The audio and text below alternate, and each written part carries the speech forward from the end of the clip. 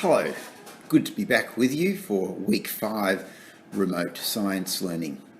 I've received quite a few positive feedbacks about last week's pancake activity, and the question was making pancakes a physical change or was it a chemical change?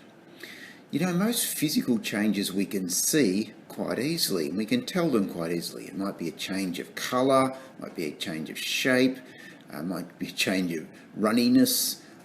Viscosity is that really good sciencey word for runniness, might be stickiness. All of those physical changes we can see quite easily, but it's the chemical changes that are a bit harder to see. And it wasn't last week until we started cooking the pancakes that we're able to see some of those bubbles forming, and then we're able to see once it's cooked that a chemical change had taken place too.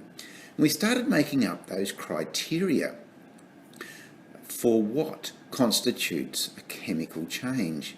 And I thought that'd be a good place to start this way, to perhaps write up a list of those criteria and maybe even add one or two more to it that show the characteristics of what a chemical change actually is.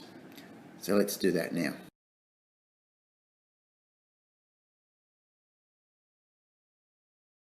So that first criteria there, has a new substance been formed? And that's the first question we can ask, and that's probably a pretty hard question to work out. Sometimes it's hard to tell if something is chemically different to the original. So I might make up a little extra video today showing you how some of those chemical reactions can be written down.